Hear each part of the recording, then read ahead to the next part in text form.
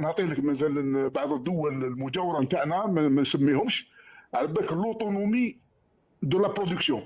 يعني لوتونومي يعني الجزائر الصادرات نتاعها، يعني لي زامبورطاسيون ما تجاوزش 20%. اسمع اسمع تبندر اسمع اسمع اسمع معليش، اسمع المغرب، المملكة المغربية اللي هي جيراننا في الغرب يعني.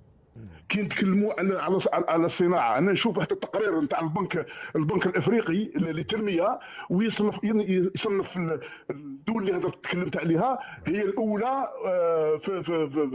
في افريقيا، وراه ديكلاسي لجنوب افريقيا. يعني والله يعني كان يقول لك انا ما حبيش نذكر تصنيف البنك الافريقي المؤشر الصناعي في الدول الافريقيه الاخير، لان ما عندهم حساسيه مع المغرب وكذا. وكان يقول لك البنك الافريقي حال علينا كيفاش صنف المغرب قبل جنوب افريقيا. يا سيدي عدي، اذا كان البنك الافريقي حيل عليكم، وعلاش تسلفوا من عنده 3 مليار؟ تصنيف جديد يضع المغرب في صدارة إفريقيا ويشعل غضبا داخل الإعلام الجزائري.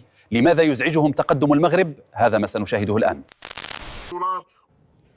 أهلا بكم مشاهدينا الأعزاء مرة أخرى. نتحدث في حلقة اليوم عن اجتماع العمل الذي عقده الرئيس الجزائري عبد المجيد تبون مع أعضاء من الحكومة، خصص لدراسة المشاريع المهيكلة في قطاع المحروقات.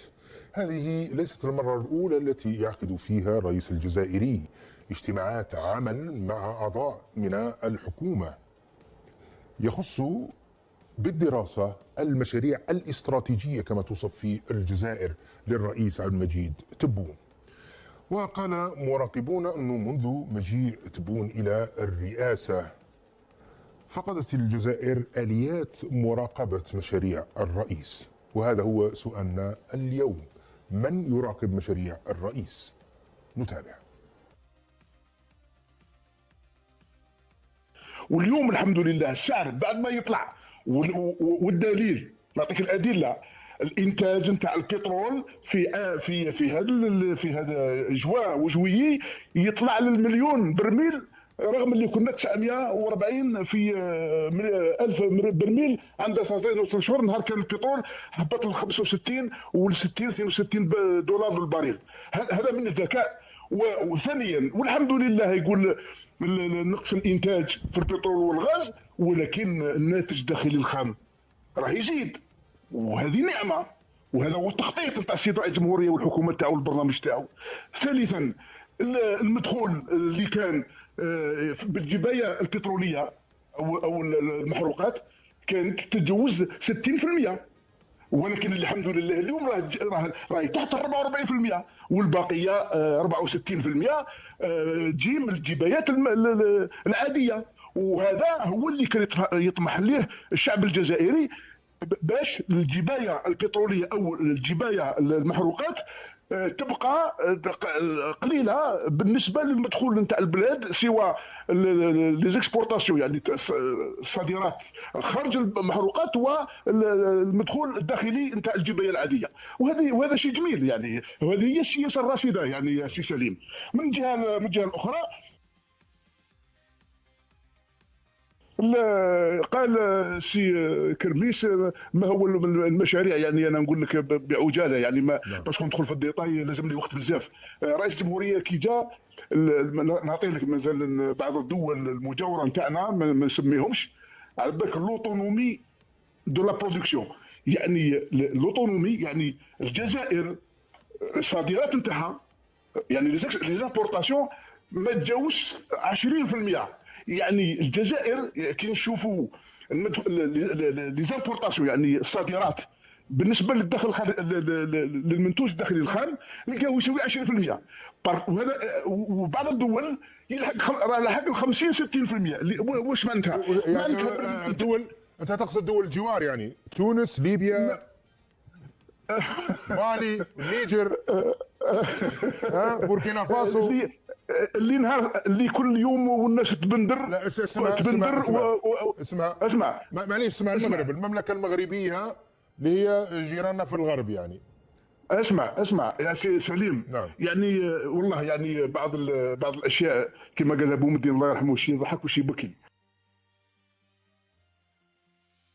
احنا الجزائر الحمد لله كي نتكلموا على الصناعه، انا نشوف حتى التقرير نتاع البنك الافريقي للتنميه، يصنف الدول اللي هذا تكلمت عليها هي الاولى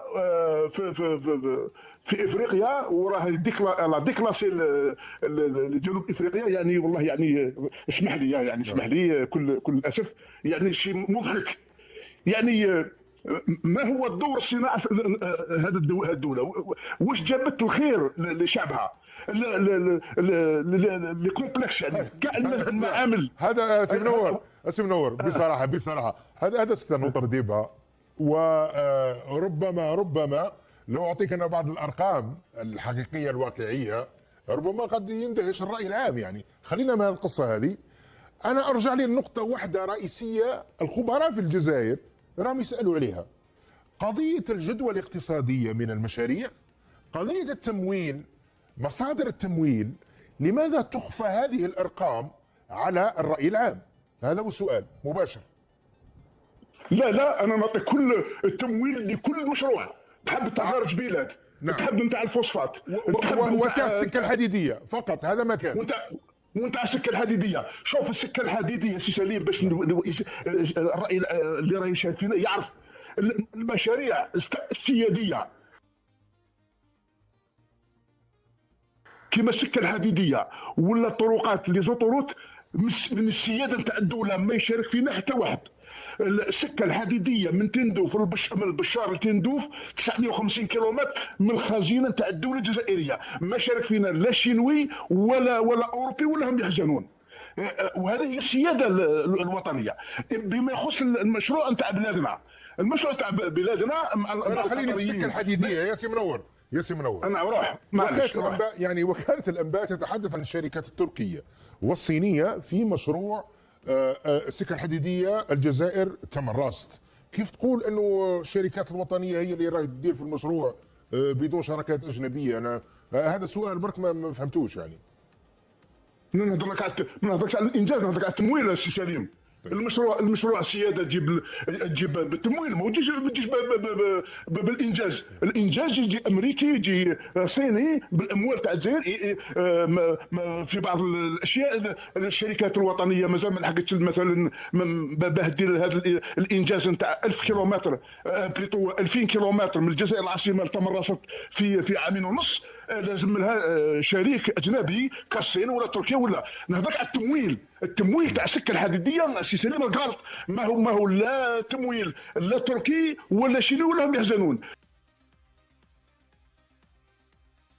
استاذ سعد كرميش، يعني انا اختم معك بسؤال حول نفس السؤال اللي طرحته للسي منور جعدي، هو علاقه الموضوع الاقتصادي بالسياسي. هل ممكن مناقشه قضايا اقتصاديه وقضايا الماليه والموازنه بدون الحديث عن طبيعه نظام الحكم، كيف تسير المؤسسات فيه؟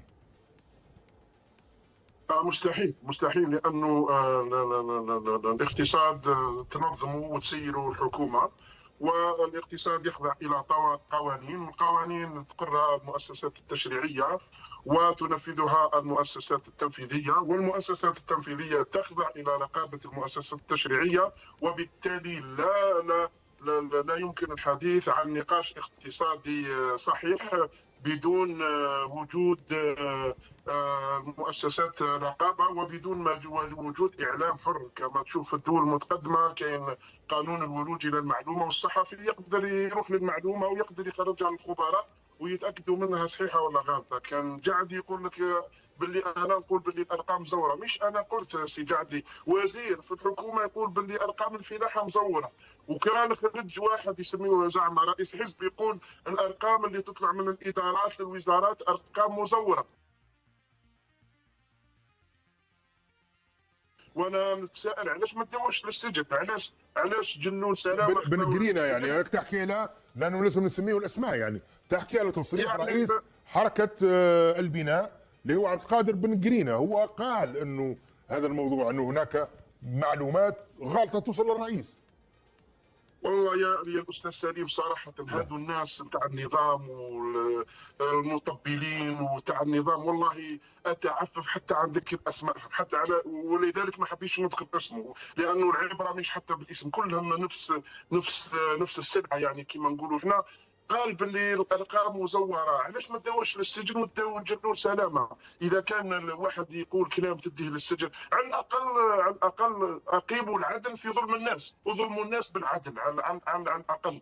كان يقول لك انا ما حبيش نذكر تصنيف البنك الافريقي للمؤشر الصناعي في الدول الافريقيه الاخير، لان ما عندهم حساسيه مع المغرب وكذا، وكان يقول لك البنك الافريقي حال علينا كيفاش صنف المغرب قبل جنوب افريقيا. يا سيدي عدي، اذا كان البنك الافريقي يحيل عليكم، وعلاش تسلفوا من عنده 3 مليار دولار وتفتخروا باللي انه البنك الافريقي جاء مدير البنك الافريقي للجزائر والتقى تبون واشاد بالمشاريع نتاع تبون، ومن بعد تقول باللي البنك الافريقي التصنيف تاعو خطا. شوف مع هذه المنظومه لازم باش تفهم، لازم كما في الرياضيات تحط المقام في البسط والبسط ترجعه للمقام باش تفهم المنظومه هذه كيفاش تفكر.